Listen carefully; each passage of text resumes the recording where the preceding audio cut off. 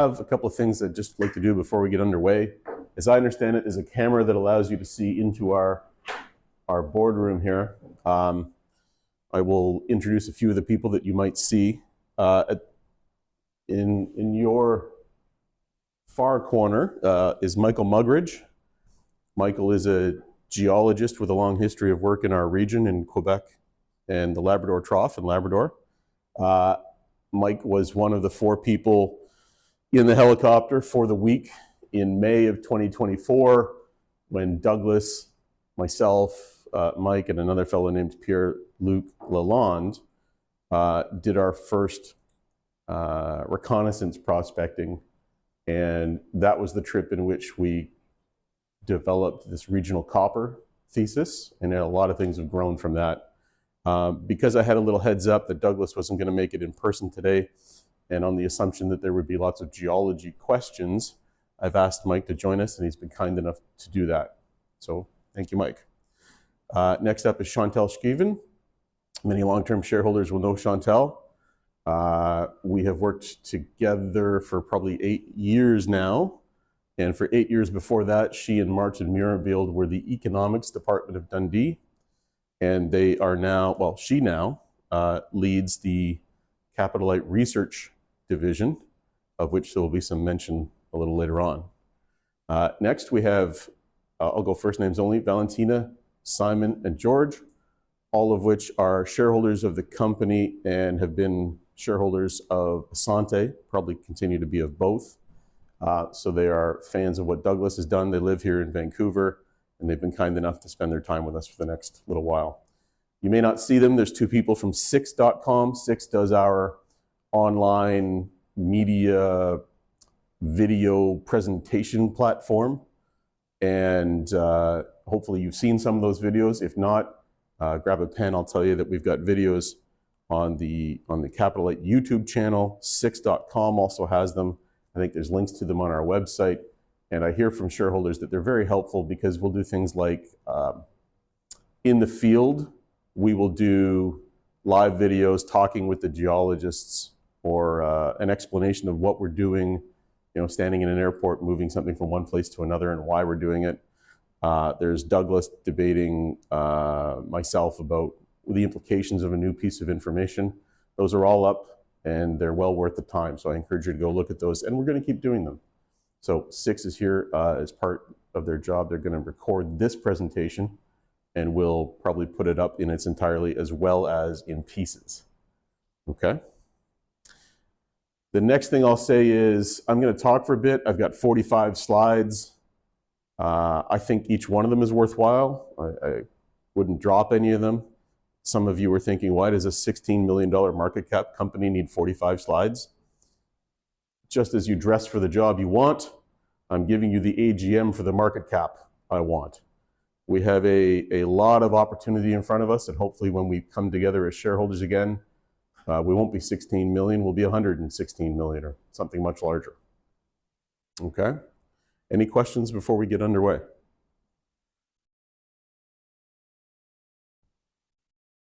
So this is the management team and the board of directors. So myself, Brian Laurie, who lives in Burnaby, is our CFO. Douglas McQuarrie, Veronica Hirsch, Elliot Butel, they were also the folks just re-elected. Since the last AGM, Mark Johnson has left us, and we wish him well. Disclaimers. Okay. So this is a company that's changing quite rapidly. We used to be a financial company. We succeeded at that. And while we were doing all of that financial work, we were consolidating and have been consolidating going back a decade what is now our Quebec exploration land package. So you could say we were a financial company with an exploration side habit. We would make money in finance and spend it on claims or exploration in Quebec. And now we've come to the moment where the exploration opportunity dwarfs what we can do in finance, and we're making clear that change in front of us, again, with the name change. So that also means that we have several different streams of shareholders. And I wanted to just take a second and say, everyone's welcome, no matter how you came to own us. We're quite happy you're here. We've got lots of Asante shareholders, or people maybe even farther back who have been fans of what Douglas McQuarrie has been doing. There are some Zentech shareholders, so that was Zenyatta beforehand, and they're familiar with what I've been doing. Rockland shareholders, which are the original legal entity here was a company called Rockland Minerals. Rav Malate and Brian Laurie were running that company, and so I know they've got lots of folks who are paying attention to what Rav and Brian have done and have stayed with us through the long haul. And then we have people who originally owned Stone Asset Management debentures. They agreed to do a debenture for stock swap, and now they own these shares. And if you're still with us, thank you. Welcome to the ride. I know you probably got your shares at 7 cents by giving up your debentures, and I'm sure you're very happy with that now. We've got a lot ahead of us, okay? So here's what we're going to touch on while we're here. And of course, at any time, if you have a question, if you're in the room, just put up your hand. If you're online, take yourself off mute, make yourself heard, and we'll deal with your questions as they come. So the welcome we've already done. CUPANI Metals, I'll show you something more about that. We have a large land package. I have organized it so that when we describe it to the public, we do our best to make it understandable easily. So we're using alphabetical names, A through E at the moment.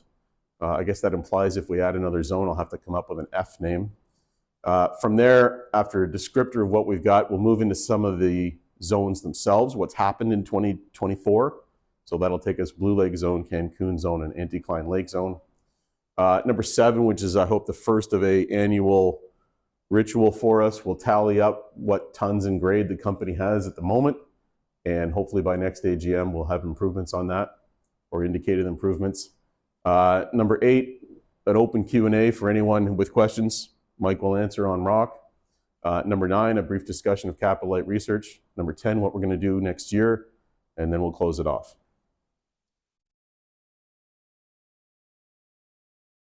I'll just leave that for a second.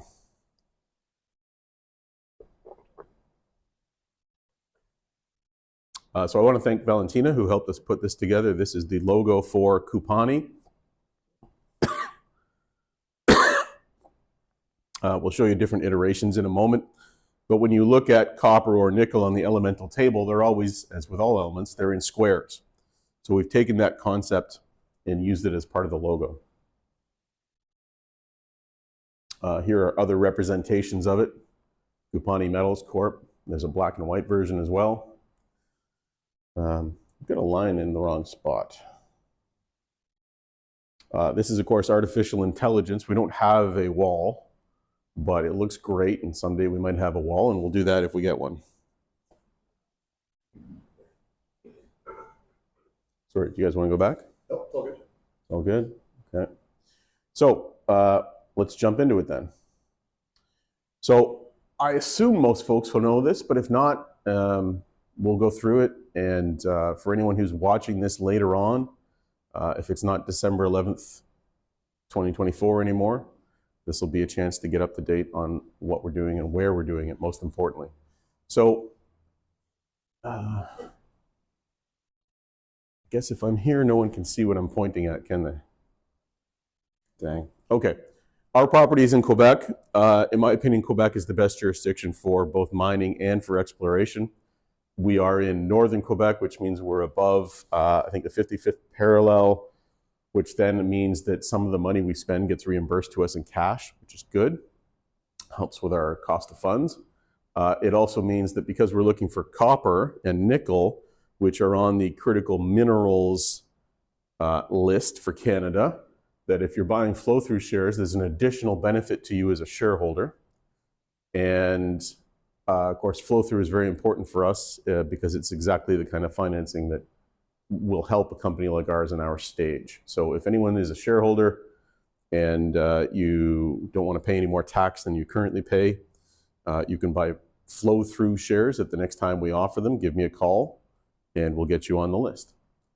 From where we are, if a nice discovery is made and someone decides to start building something, how would they get their ore to market? So There is the Blue Lake project up in the top center of the screen. And from there, it's 60 kilometers to the town of Schefferville. Schefferville is also the northern terminus of a railway, which goes from Schefferville all the way down to Sept-Îles, which is an Atlantic port in Quebec. And that is how the Iron Ore Company of Canada, as well as now Tata Steel, have been getting their ore from open pit mines since the 1950s out of Schefferville down into Sept-Îles. So presumably our ore coming from this project would have exactly the same route once it's in Schefferville. How do we get from the project to Schefferville? What we did in 2024 was helicopter. As you can see by looking at the map, there's a lot of water in between. So as you'll hear repeatedly, we want to try reproducing something that was done in 1987, was to drive out over the ice. And that reduces the cost of exploration.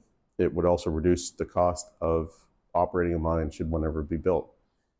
We have great relationships so far with the Naskapi First Nation, and they have been out to our exploration site. We brought them out in helicopter during the summer of 2024. That was not our first meeting. We've already met them in town in Schefferville. I'll summarize their stance, which is we're not against mining, we're just against a bad deal. So they're quite happy with us working. They're quite happy that we're looking for something. And I'm quite confident that there will be, when the time comes, a relationship and a written agreement between us. We've asked for one. They think it's just too early. Go find something, and then we'll worry about that once you found it. Okay?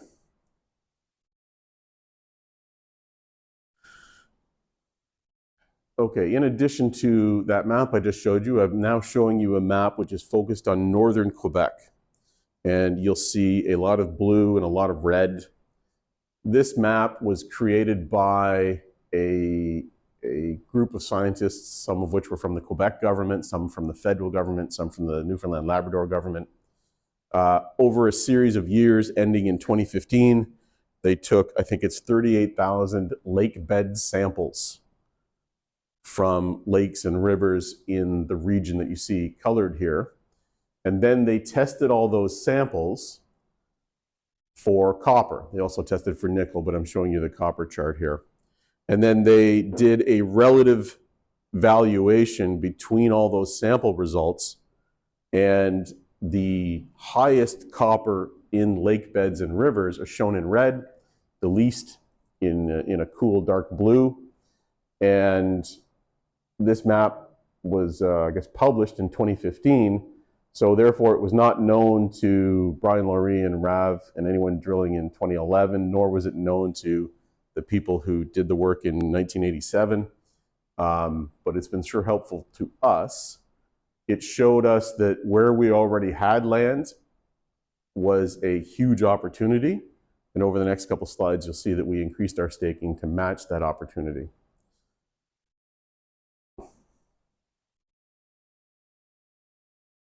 Okay, this is a zoom in of that bright red hot spot. And you'll see there's a grid system there. The small blocks are where we now own the exploration rights. And we staked this large, we basically, essentially in May of 2024, we tripled our land package. And we tripled it because of this chart. Douglas McQuarrie pulled the raw data from the government report published in 2015, which was shown on the previous slide. And then he placed all that data into his geology location software system. And we decided to grab everything because we didn't want anyone else to read this report and be able to then claim land that mattered to it. Some of those claims we already had. And curiously, the historical tonnage, which I'm mentioning for the first time, I maybe should have opened with that. The company has land on which there was a calculation of a deposit, 4.3 or 4.8, depending on whether you're imperial or metric, tons of material at 2.28 copper equivalent, if my memory serves. And that's calculated by 0.8 of copper, 0.52 of nickel, and then platinum and palladium. So that 5 million tons is all within the first couple hundred feet of the surface, and all of it is represented within the red box that is shown on the chart here. So if there's 5 million tons, and this is really the essence of why we're excited about what the company has in front of it, if there's 5 million tons of 2% and change copper in the first couple hundred feet of that red box, we know that's there, what is there beneath that box, or sorry, in that box beneath the first couple hundred feet, and what is there everywhere else on this graph? Because everywhere else on this graph, there's at least 200 parts per million of copper in the lake beds. And then finally, I draw your attention to, if you trace down from that box, a little farther, I'll say south and east on the screen there, there's an even brighter hot spot. And what's there? So to let the cat out of the bag, in a couple of minutes, you'll learn that's where the Cancun zone is. That was discovered on September 16th of this year. No one had ever known about it before. Any questions on this slide? Okay. This is much the same data, just to get you oriented with our claim blocks.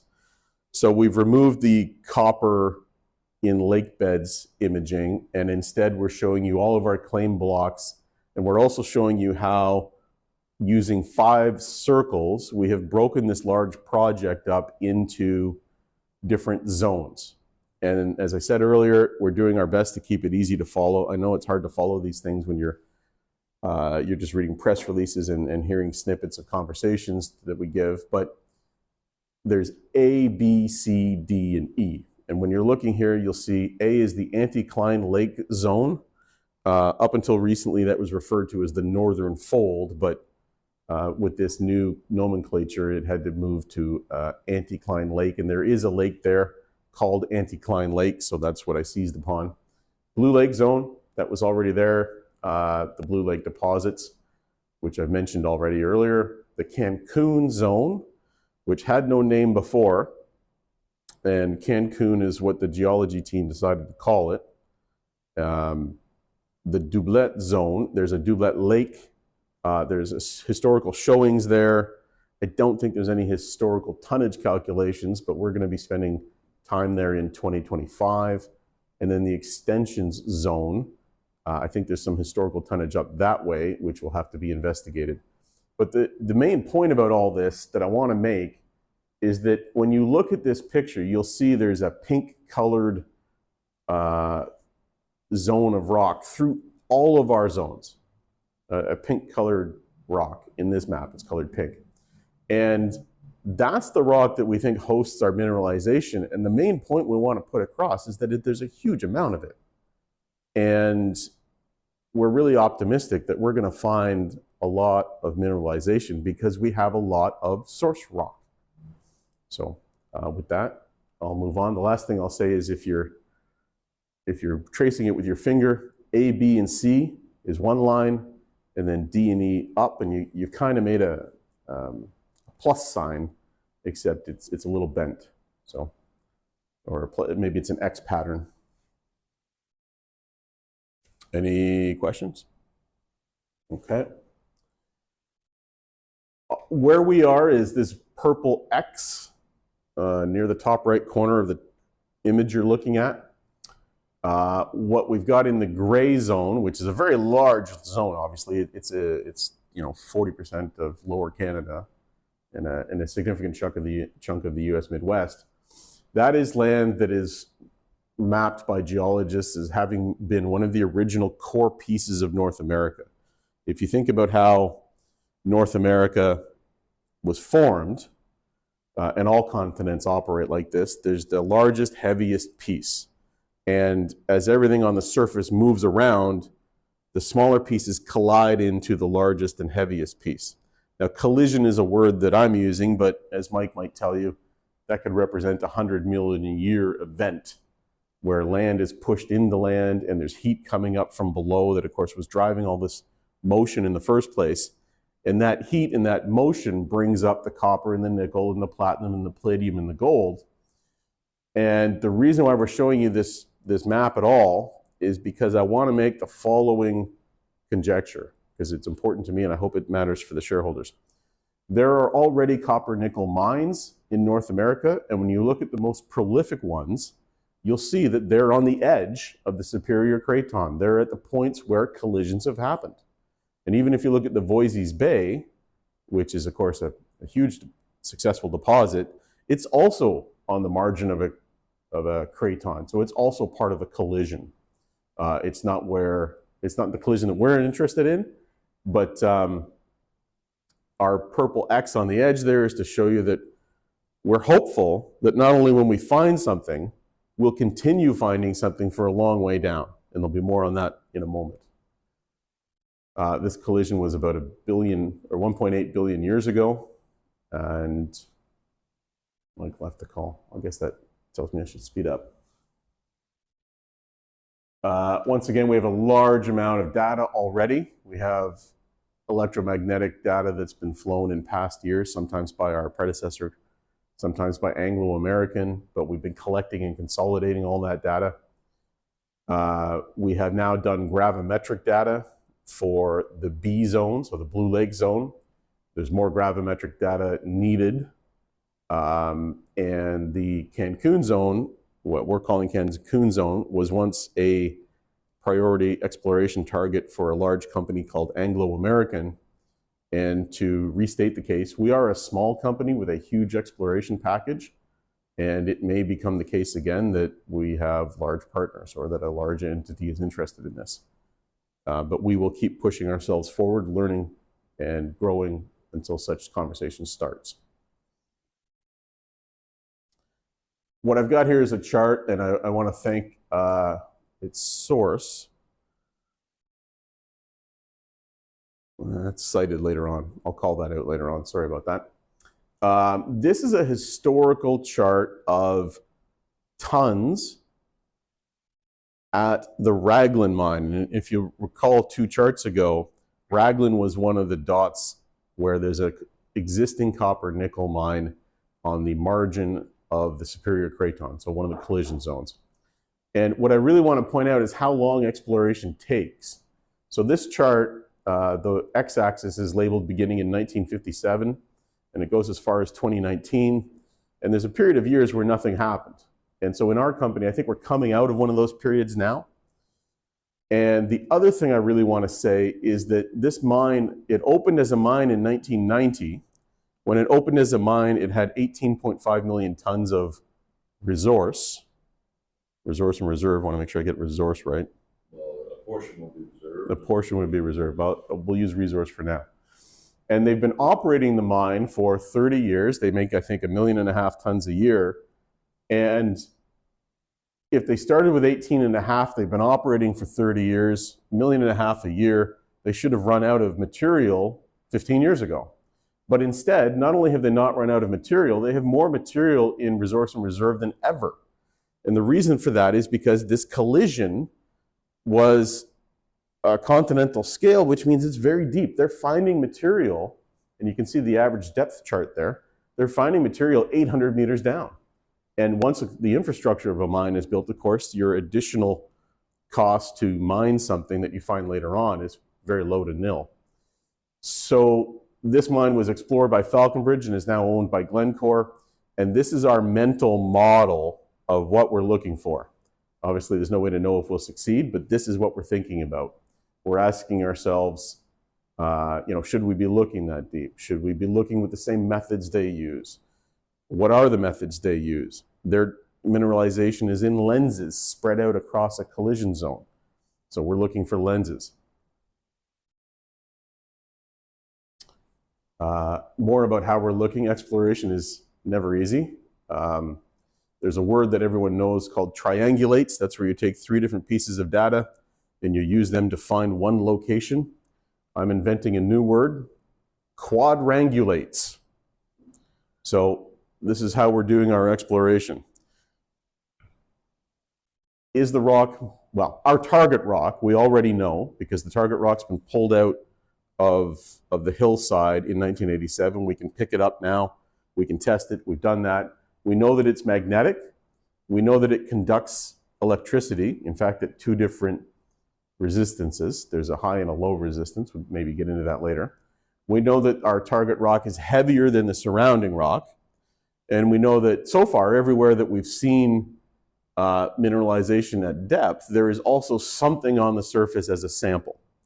So with those four things, our hunt, even though we have an immense area of 500 square kilometers, we think we can be very smart and targeted with our exploration money. And I want to thank Douglas for overseeing how this all comes together as a concept. Okay, I'll just close out with some pictures of the neighborhood. This is the Retty Lake camp. It was not built by us. It was built decades ago as a caribou hunting camp. It's on the shores of Retty Lake. It sleeps 12 plus a cook. It's got a dock for float planes. You can see the copper chopper parked in the back there. It's got a full kitchen. It's got a full bathroom with showers, laundry, everything else. And so that's where our crew stayed in the, I think, 7-week exploration camp this summer. And here are some of the shining faces. I think this was taken in late August.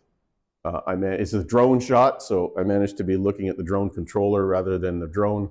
That's why I'm looking down. My apologies. It's the only shot I have of this. But we've got here a crew from Kintavar. That's an exploration company that puts their service out for hire. We've also got a chopper pilot from Heavily Boreal.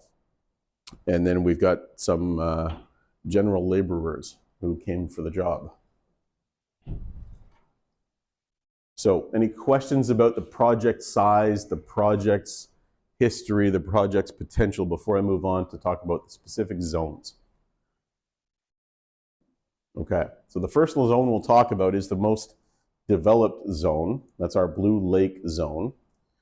And what you're looking at here is a picture from the air of a hole in the ground. That hole is a 350 meter long, not horizontal, but gently dipping adit, or the start of a mine that was made in 1987 by a company who brought in all their heavy equipment over the ice. They pulled out tons and tons of material, and as you can see, they stacked the material in piles. Each pile has a marker on top of it that tells you where in the adit it was removed from. And they did this in order to prove the math of that historical tonnage we're talking about. And that's where these grade numbers in part come from. For us, this is very encouraging. When we did our May reconnaissance trip, there were some press releases that came out of that, and some of them cited that obviously nothing's uniform. The 2.2% copper equivalent for the project as a whole is great, but there are spots we've pulled rock there that are 7% copper. Obviously, this rock that has no copper at all, but we're excited about what might be the volatility of grade. There might be more here than anyone knew, both in grade and then in depth. The adit is now flooded. Someone asked about that today. Is there a reason to empty it and go back in? So far, the answer is no, because we have handwritten data, handwritten records from when the adit was made. They were taking their samplings all the way through. And I'm going to pause here because we may have lost everybody. It's back? All right. Yeah, sorry about that. We lost confirmation that the call was still going on. So anyway, we have reports from when the adit was made about what grades and amounts were pulled out from that. So we're quite happy that at the moment there's no reason to go back into it. Obviously, we're hoping someday this will all be a giant open pit, and we'll move on from there. Okay.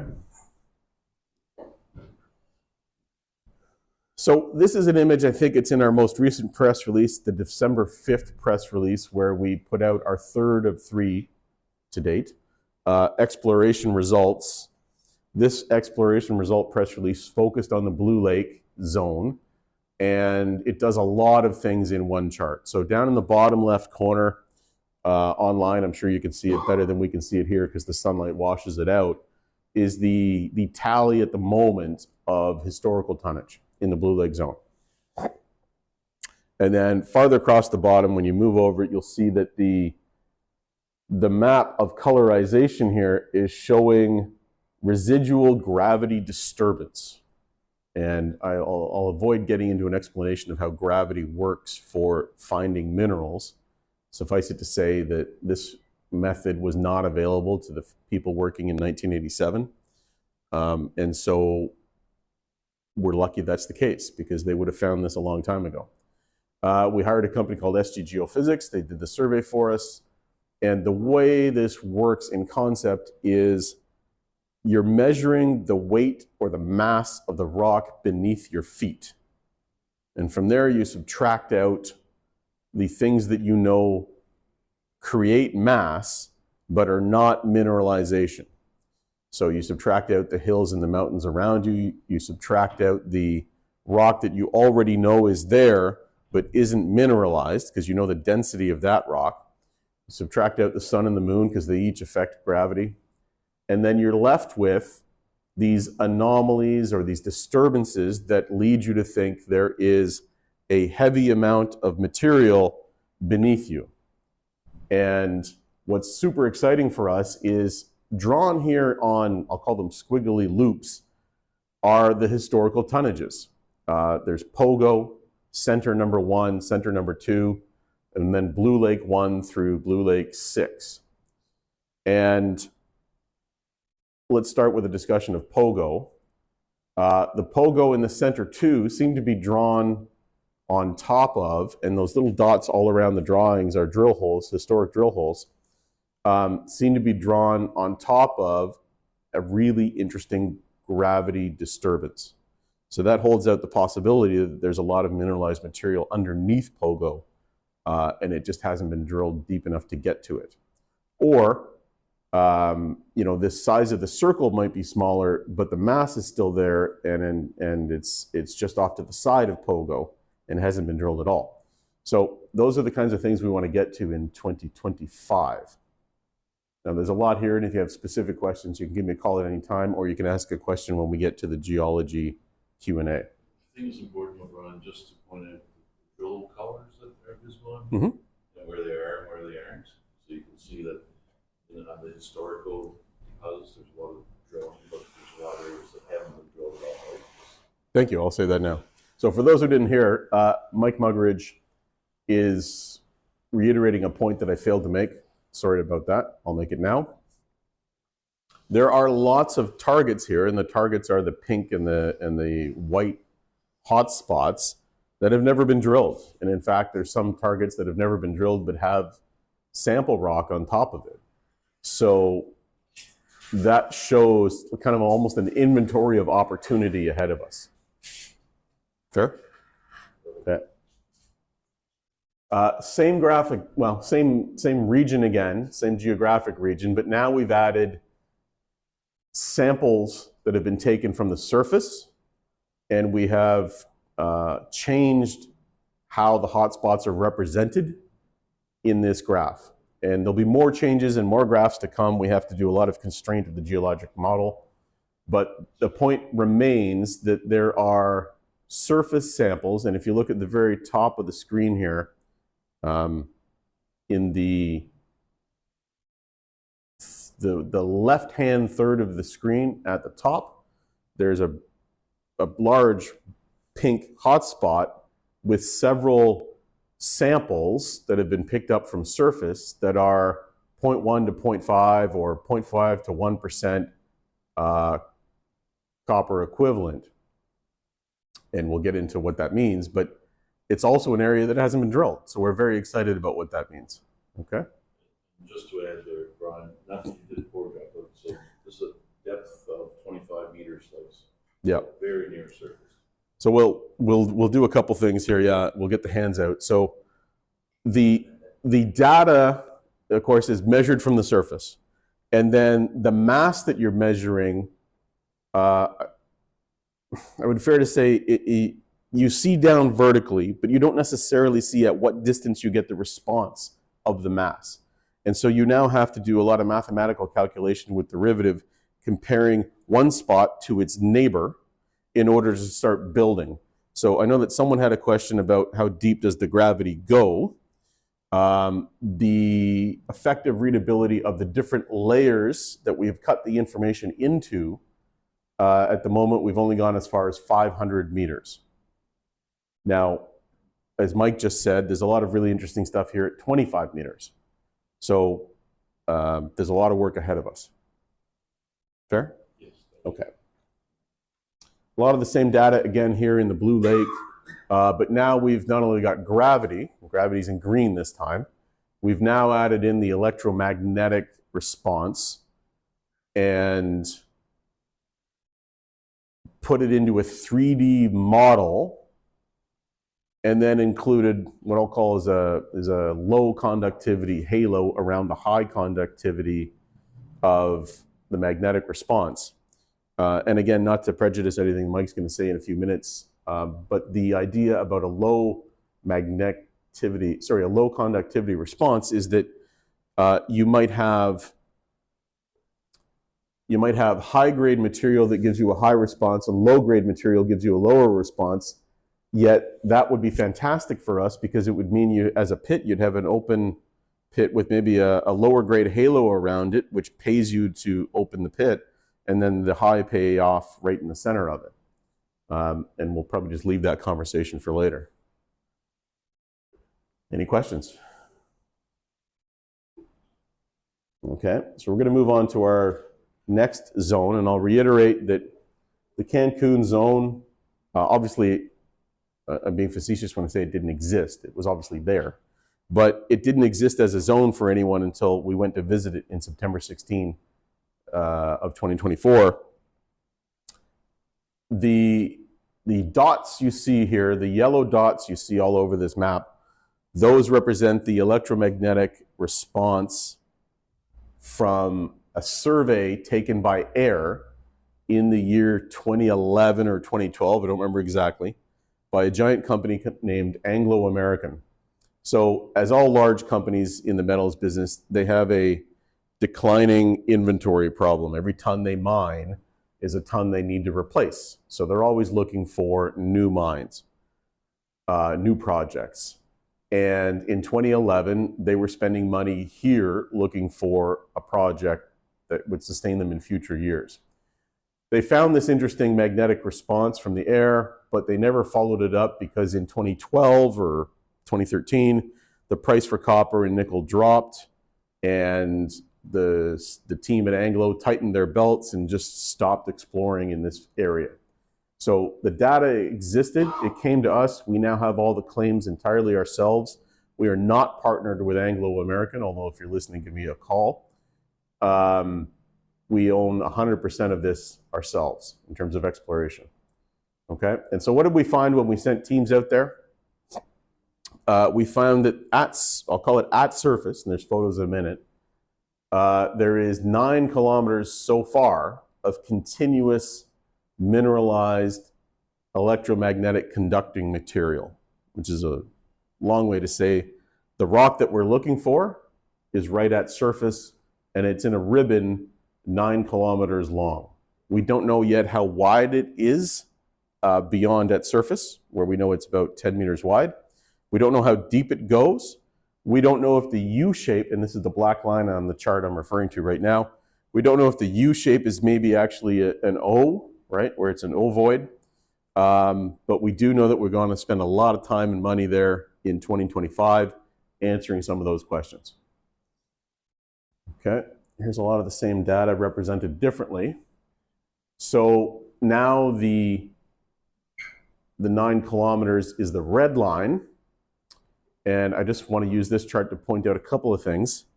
As Mike and Douglas are both confident, prone to say, a gold mine is where you find it, or gold is where you find it. We didn't expect to see any gold here.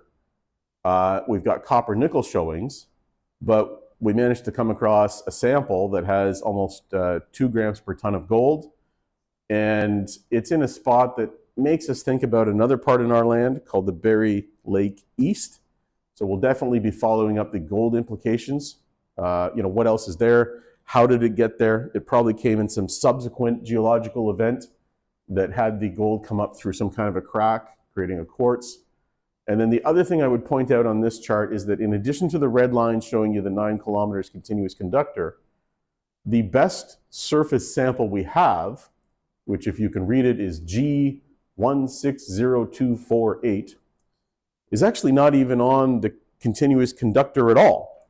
It's right in the middle of your image right now, and it's where the fold axis for this conductor, and remember all of this is material that we think collided into North America, so it bent as it collided, and that's what created the fold. It's where that fold meets a fault that's running up into the northeast in the direction of our other gold showing, and where that fault meets the fold, we've got a fantastic surface result. So that opens for me the tantalizing possibility that this is just a large, round sphere. We won't know until we know more. Any questions on this? Okay. Here is a chart of the surface samples. I'll spend a minute on the topic of weathering. The topic of weathering applies to all of our zones. This is an area where glaciers used to be thick. It's an area where there's very little soil. And as we already know from the government reports in our first couple of slides, it's an area where there's a lot of copper nickel in the water system. So how did the copper nickel get into the water system? Seems pretty obvious at the moment that it came from the rocks that are on the surface, right? The rain and the ice break the rock down, and the minerals flow downhill into the lakes and the rivers.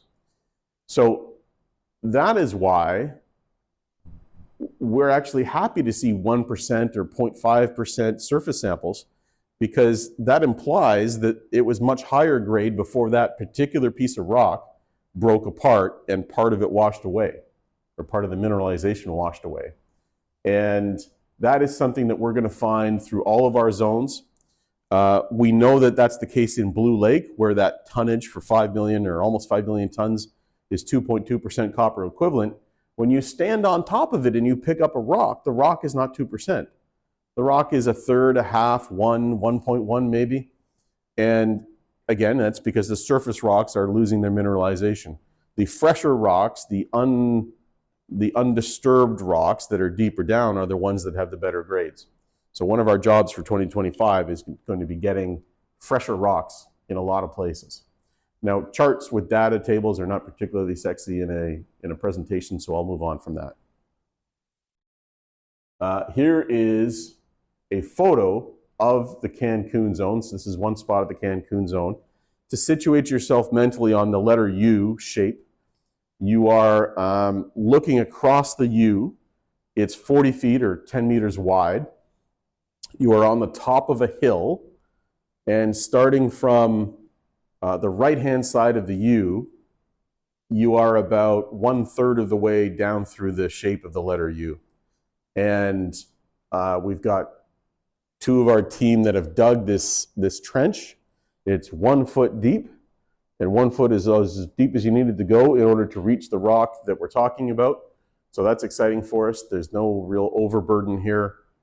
We definitely call it at surface, and you can also see the soil is thin, the tree cover is thin, and that's because due to the glaciation thousands of years ago, there hasn't been time for anything to rebuild as a soil.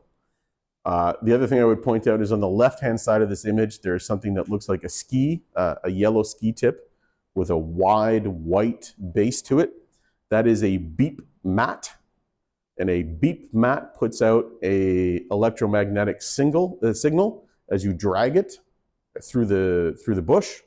And when it passes over something that is conductive, it beeps. And I want to thank Douglas McQuarrie for making sure that our teams had these when we went out to explore, because it was a fantastic tool for finding and delineating this continuous mineralization, because of course all of it is magnetic.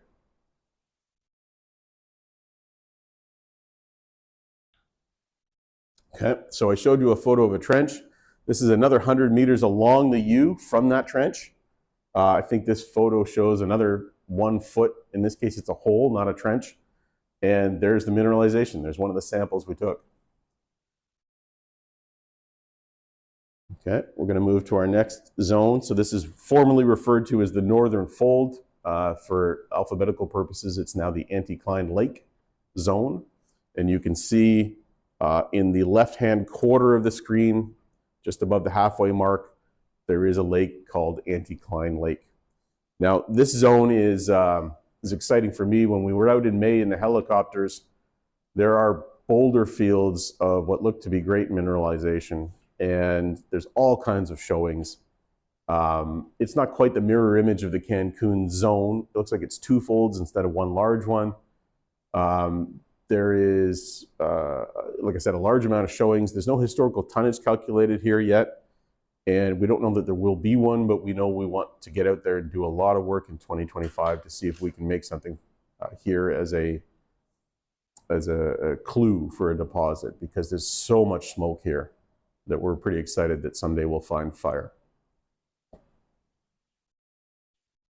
Here is the chart of surface samples from the Anticline Lake zone.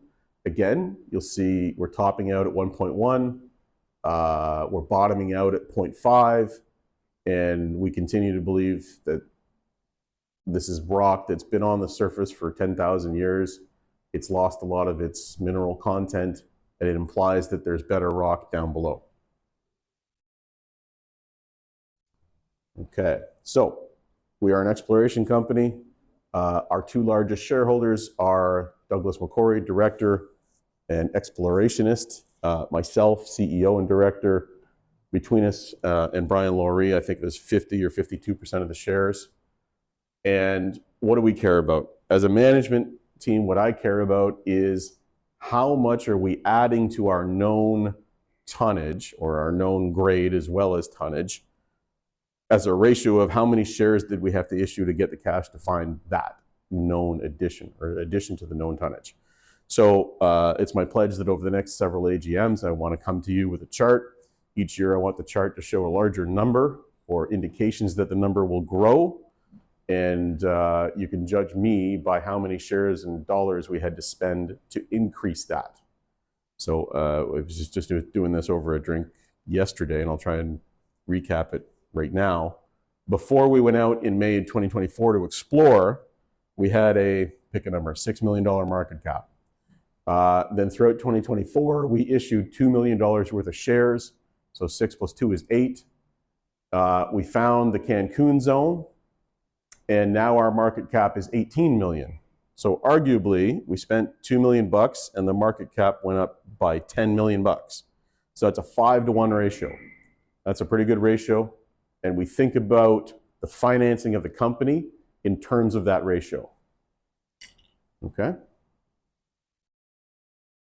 This is a quotation from one of our press releases. I've thrown this in here because I just wanted to touch on it. We've told you about the gravity. We've shown you these great blobs of high intensity pinks and reds. And one of our jobs now is to prove out the concept that the gravity is showing accurately where the mineralization material is. And so we've been going back over the historical drill holes, the ones for which we have records, and we've been looking at whether any of the drill holes that have already been drilled touched into any of these high gravimetric zones, and if so, what did they find?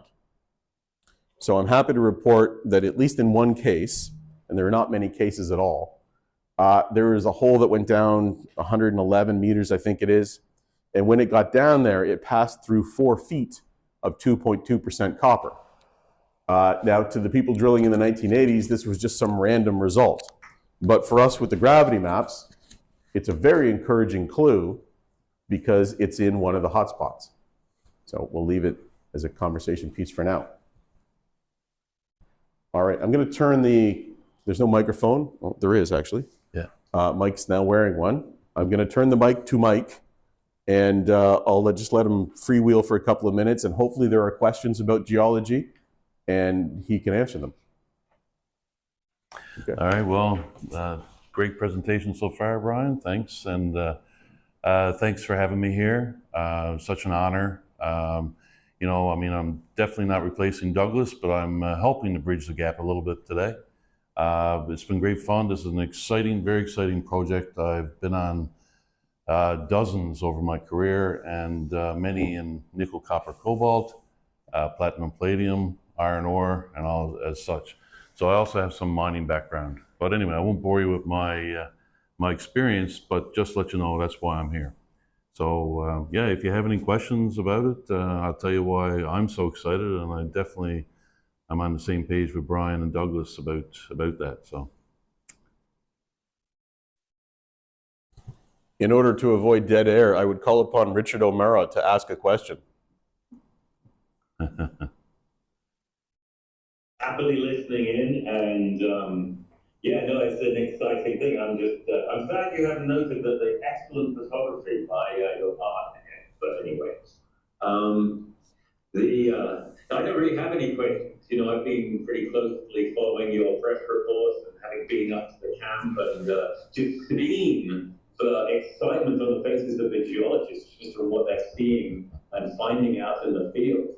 I mean, to me, that's as good an indication that this is an exciting project as anything. It's very rare that you find excited geologists in the mining industry, but these guys were definitely excited. So, like I said, following along and enjoying the show so far. Thank you for inviting me. Thank you very much, Mr. O'Mara. Chantel's got a question.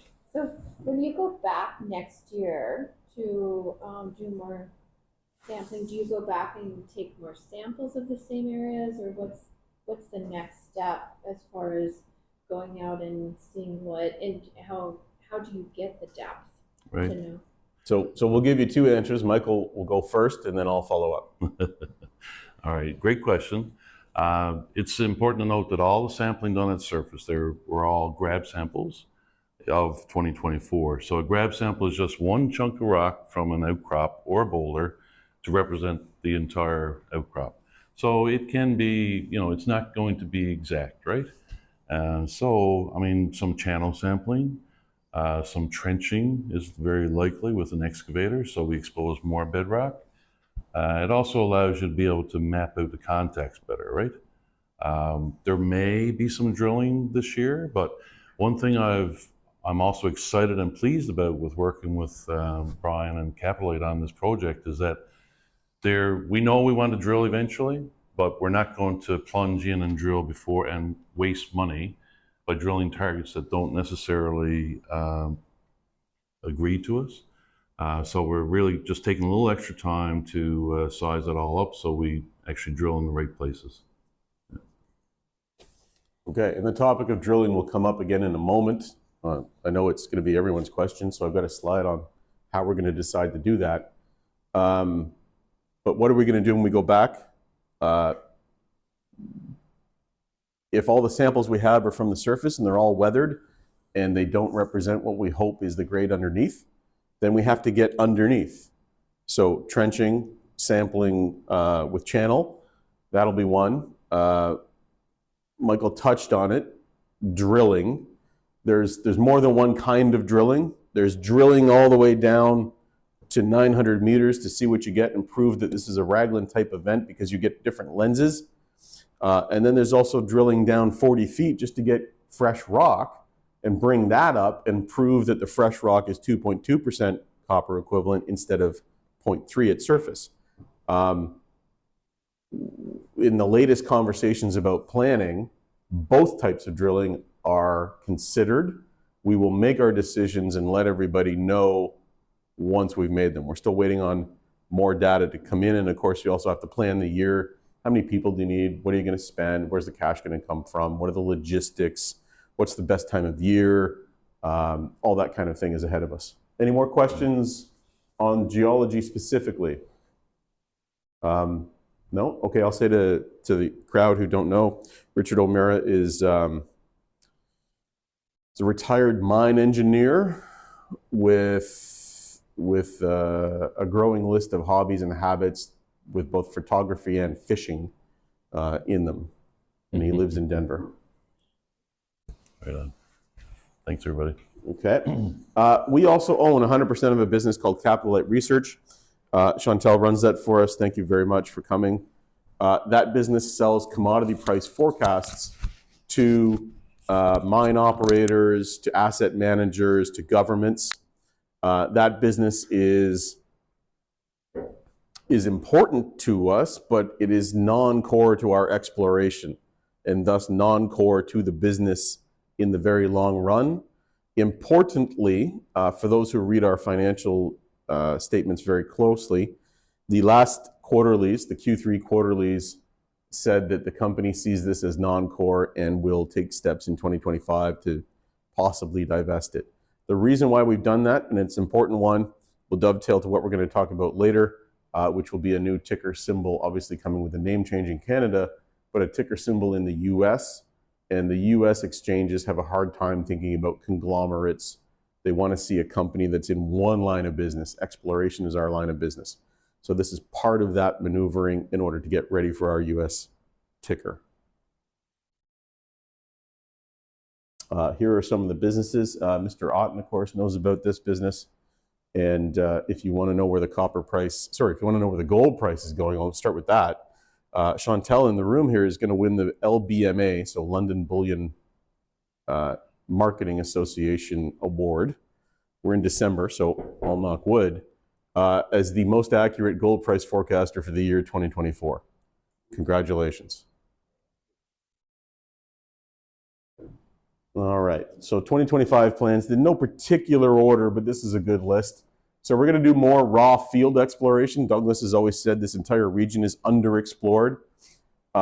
We haven't sent field teams to spend as much time as they want in D and E zones, so that will happen. I think we're going to have more staking. We won't be tripling anything, but we'll add at the margins when something interesting comes along. In zones A, B, and C, we'll be doing quadrangulation, and when we finish that, it'll be time to drill specific targets. We'll be looking for unweathered fresh rock, which we've already talked about. Name change, I've got it here as the 18th. It might be effective the 16th. There'll be a press release about that soon. There'll be a new ticker in Canada, CUPA. I've bought a lot of long underwear for myself. Q1 2024, which was code for late January and February and March. We're planning a winter program to do gravity survey plus other things that may turn into drilling. It may turn into something else as the plus. So that would be going out over the winter road or the ice road and doing work while we can. Important thing about gravity is that because you have to take a surface measurement, you can't do it when the lakes are liquid. So if you want to do gravity over the lakes, you have to do it while they're frozen, which is why we're going to be doing this in the winter time.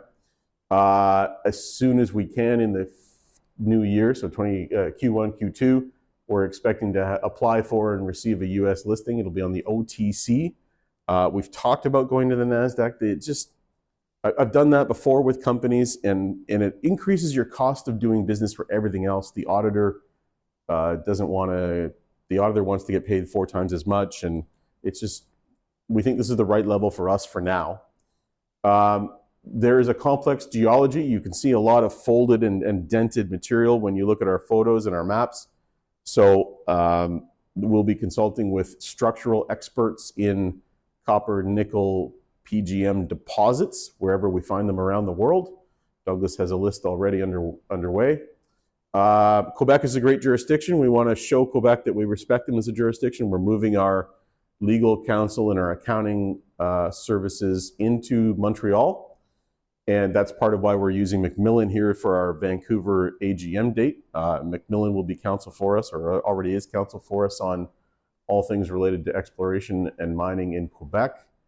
And we'll be drilling when ready. And as to when ready is, I think I lost the slide here.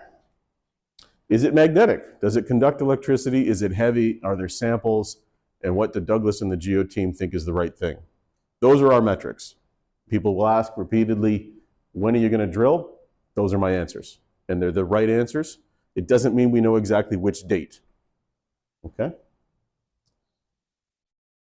2025. Never too early to consider the mining model. So, this is several years ahead of us, but after we found something, can it be built?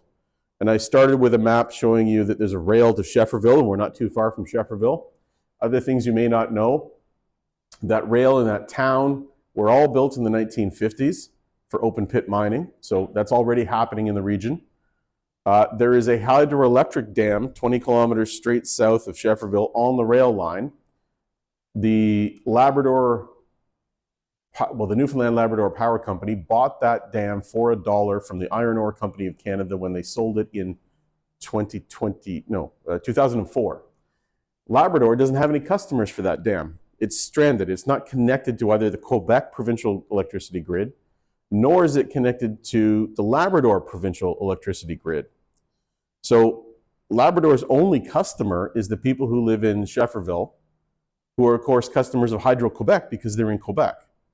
So the current relationship is that the Newfoundland Hydro sells to Quebec Hydro at about 4 cents a kilowatt hour. That dam has 4 turbine slots in it. They don't have 4 turbines. There are open opportunities to add a turbine and get electricity. So for someone who's thinking about building and operating a mine, cost of energy is so important. So what we see here is a great opportunity for low cost of energy. And I think that will matter in many, many different conversations in the years to come. And then finally, Labrador and Quebec are so aware of this situation that although it never got built, I think Tata turned them down. The Labrador government agreed to spend $1 million a kilometer to build a line to Tata's processing facility in order to have a customer for this electricity. Okay? So for those of you who want to know, our distance, say from the Cancun zone to the Menahek Dam, I'm going to say 78 kilometers. Arguably, if we use the same metric, it's 78 million bucks for a power line. Now, there's a lot of conversation to be had and money that's needed before that, but I just want to point out that although we're in Quebec and we're far north, we're not as remote as you think it is. And certainly as a business model, things keep getting better for us. Green energy there, so the environmental impact is... Agreed. To Mike's point, that all the electricity from this is entirely green, right? It's waterfall over a dam. All right. Additional resources. So if you've watched this and you still have questions, of course, you can always call me. My number's there at the bottom, 416-844-5712. I try to answer it all the time. Other places you can get information about us, there's, of course, the Quebec public databases, where I think since about 1990, anybody who's done exploration work in Quebec has to file their results with the Quebec government. Quebec has centralized all of that. So you're more than welcome to go into those databases and look at the same things we are looking at for the historical records. I'm not endorsing it, but I'm aware it exists. There's a ceo.ca/IC, so that's a chat room. And I'm aware that there are folks in there who own the shares and talking with each other. There are lots of shareholders of this company who have great skill sets. If you're looking for something as an answer, you might want to try asking on there. You'll probably get a really rational, reasonable, fact-filled answer. I think there's a line, it capitalizes YouTube. So the videos I mentioned earlier, those are up there. Our CDAR filings, our website, capitalite.co. Obviously with a new name, CUPANI Metals. Our new website will be cupanimetals.com. It will debut in, I'll call it the reasonably near future. It's going to be a complete blank slate build. It won't be taking the capitalite.co and refurbishing a little bit. It's a fresh build. So there we go. When do we drill? What's my message to close up my recap? I think that the historical tonnage is just a starting point. There's so much ahead of us. This is a huge asset for a small company. The surface grade doesn't equal deposit grade, and our team knows how to win. And I need to spread this message in 2025, and I'm asking every shareholder to help me. Talk to people who you already know own juniors and tell them about this one. There's something exciting here. Okay, we'll be doing conferences and we'll be doing web events and we'll be spreading the word ourselves, but there's nothing better than word of mouth. Okay, any final questions? Anyone either in the room or online?